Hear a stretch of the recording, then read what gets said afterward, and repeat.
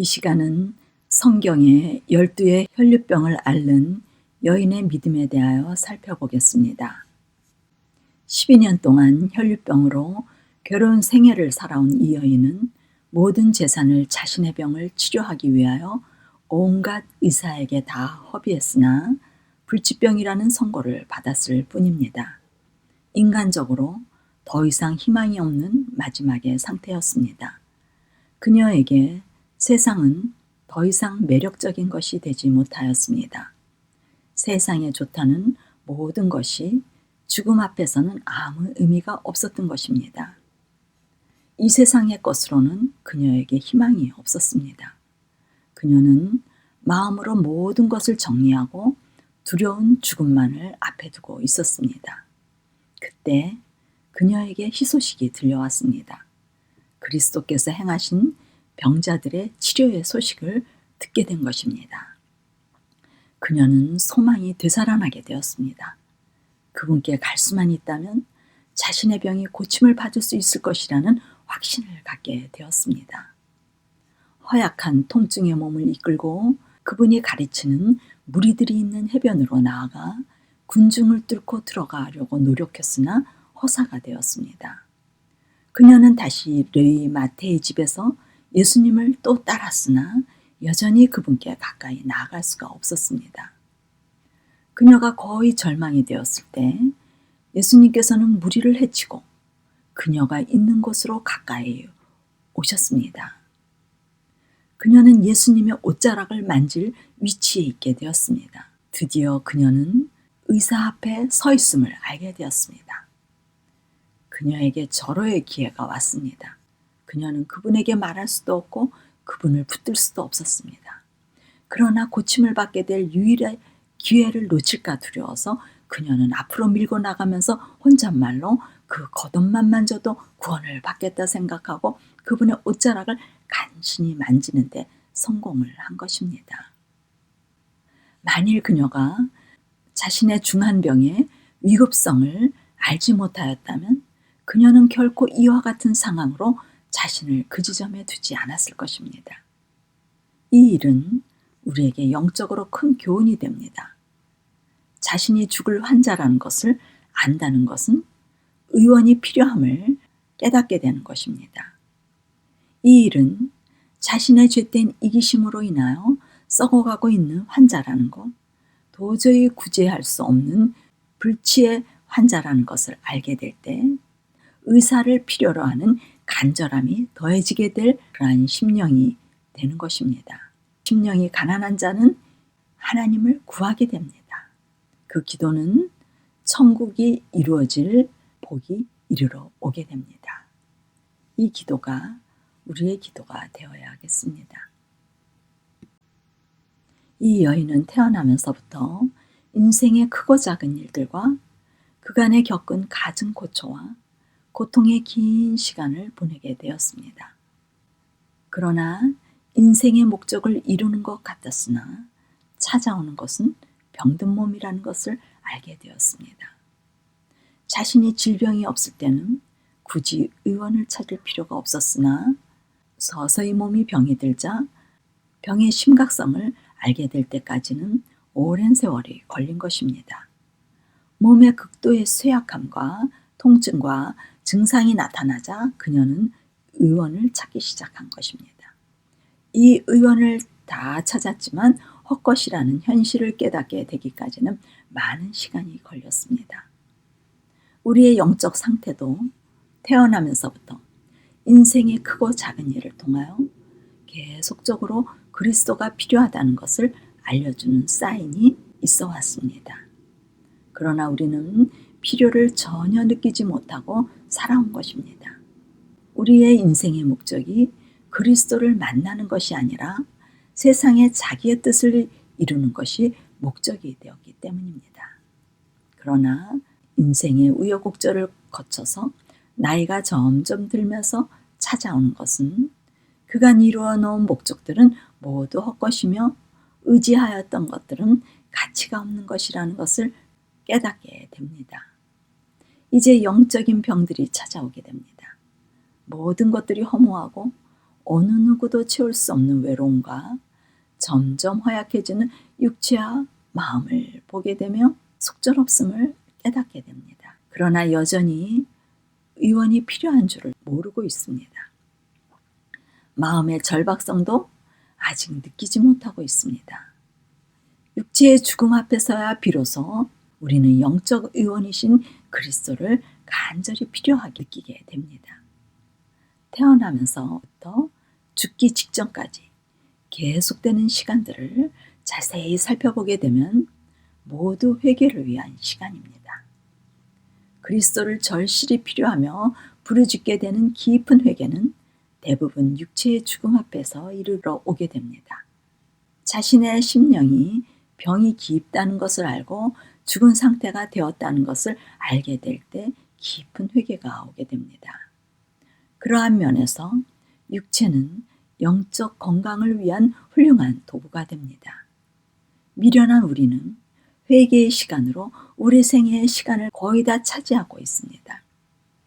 그러면서도 온전한 회개의 경험도 하지 못하고 피상적인 회개로 인생을 끝내는 사람들이 대부분입니다.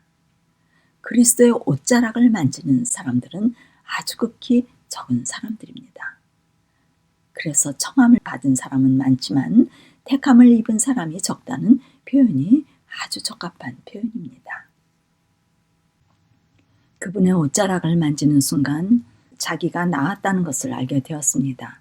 그 즉시 고통과 쇠약함은 완전한 건강의 활력으로 바뀌었다는 것을 느낄 수 있었습니다. 그 여인은 감사한 마음으로 군중 가운데서 물러나오려고 하였습니다. 그때 예수께서 갑자기 걸음을 멈추시자 따라오던 사람들도 그분과 함께 걸음을 멈추었고 예수님께서는 몸을 돌이켜 주위를 둘러보시면서 혼잡한 군중 속에서도 내게 손을 댄 자가 누구냐고 물으셨습니다. 사람들은 이 물음에 놀란 표정을 지었습니다. 사실 그분께서는 사방에서 난폭하게 떠밀리셨으므로 그렇게 질문하는 것이 이상하게 보였습니다. 언제든지 말할 준비를 갖추고 있던 베드로가 주여 무리를 에워싸 미는 것을 보시며 누가 내게 손을 대었느냐 물으시나이까 하고 말하였습니다. 이에 예수님께서는 내게 손을 댄 자가 있도다.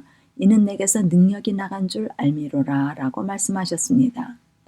구주께서는 믿음으로 만지는 것과 무관심한 군중의 우연한 접촉을 구별하여 말씀하시고 있었습니다.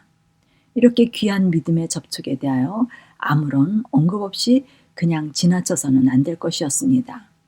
예수님께서는 여인에게 축복이 될 말씀을 하기를 원하셨는데 자신에게 손을 대면 자신의 능력이 나갈 것에 대한 말씀입니다. 군중들과 그리스도를 따르는 오늘 우리도 명확히 그분에게 손을 댈 때 능력이 나갈 것에 대한 말씀을 알려주셔야 했습니다. 누가복음 8장 48절 따라 안심하라 내 믿음이 너를 구원하였으니 평안히 가라. 이것이 구원에 대한 능력의 말씀입니다. 예수께서는 여인을 바라보면서 누가 자기를 만졌는지 꼭 알려고 하셨습니다.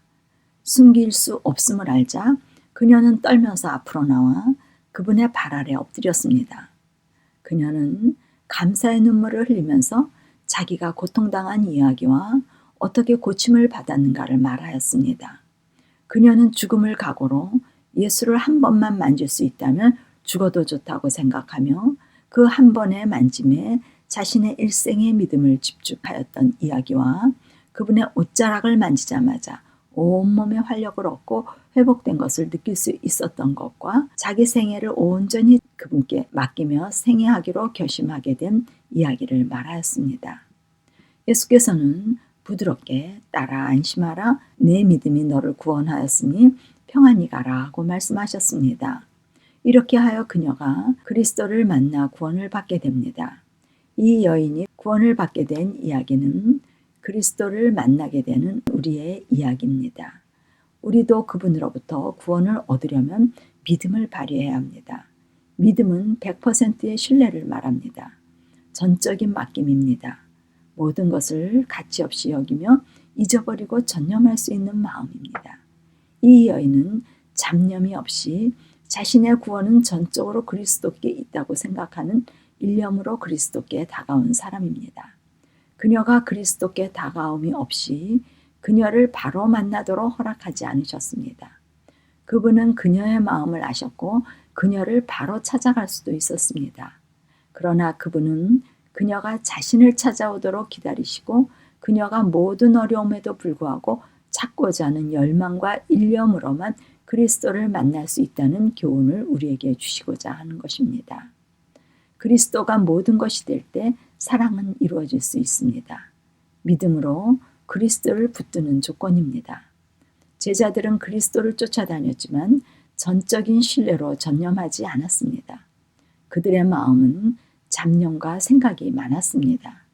그리스도에 대한 기대와 걱정과 자신의 뜻이 이루어지길 소망하는 등 많은 생각들이 지배하고 있었습니다. 가까이 그리스도가 계셨지만 그들에게는 구원자가 될 수 없었습니다. 구원을 받은 그녀의 마음은 이제부터 안심이 되는 마음입니다. 안심이란 평안입니다. 어떤 경우에도 평안하리라는 말씀입니다. 이 여인의 마음에 그리스도께서 주신 평화가 창조되었습니다. 그분의 말씀은 능력이 되어 창조됩니다. 평안히 가라고 하시는 말씀은 평안을 소유하고 살 것이라는 약속의 말씀입니다. 오늘도 우리에게 들려주시는 같은 말씀입니다. 혈병 여인의 마음이 우리의 마음이 된다면 그분은 오늘 우리에게도 평안히 가라 하시며 약속의 말씀이 우리를 통해서 이루어지게 될 것입니다. 그분께서는 자신의 옷을 만지는 행위만으로 치유의 능력이 나온다고 주장하는 미신이 생겨날 기회를 허용하지 않으셨습니다. 그녀의 치료가 이루어진 것은 그분과의 외적인 접촉으로 말미암은 것이 아니고 그분의 거룩하신 능력을 붙잡은 믿음으로 말미암는 것이었습니다. 그리스도의 주위에 가까이 밀려다니며 경탄하던 군중은 생명의 능력에 접근해 있음을 깨닫지 못했습니다. 그러나 고통당하는 그 여인은 고침을 받으리라고 믿고 손을 내밀어 그분을 만졌을 때 치유의 능력을 체험하였습니다. 영적 사물도 그와 같습니다. 신앙에 관하여 줄인 심령과 산 믿음 없이 기도하는 것은 아무런 소용이 없습니다. 그분을 단순히 세상의 구주로 받아들이는 명목상의 믿음은 결코 심령의 치유를 가져올 수 없습니다. 구원에 이르는 믿음은 진리에 대한 단순한 지적 동의가 아닙니다. 온갖 것을 알기까지 믿음을 활용하지 않는 사람은 하나님의 축복을 받을 수 없습니다. 우리는 그리스도를 참으로 믿어야 합니다. 많은 사람들은 믿음을 한 의견으로 여깁니다. 구원하는 믿음은 그리스도를 받아들이는 사람들이 언약 관계를 통하여 자신들과 하나님과 결합시키는 거래입니다. 이 거래는 우연한 거래가 없습니다. 결혼을 하는데 우연히 자기도 모르게 결혼이 이루어지지 않습니다. 그리스도와 연합하는 결혼은 생애를 거는 거래로서 이루어질 수 있습니다. 이사야서 43장 12절 너희는 나의 증인이요 나는 하나님이라 여호와의 말이니라. 여인을 고치신 후에 예수께서는 그 여인이 자신이 받은 축복을 고백하기를 원하셨습니다. 몸과 마음의 회복을 가져다주는 구원의 선물은 몰래 보존하거나 은밀히 즐겨서는 안 됩니다. 그와 같이 하나님께서는 우리에게 하나님의 인자하심과 돌보심을 고백하라고 요구하십니다. 우리가 선전하는 것은 그리스도를 세상에 나타내기 위해 하늘이 선택한 수단입니다. 우리는 하나님의 은혜를 고백해야 합니다.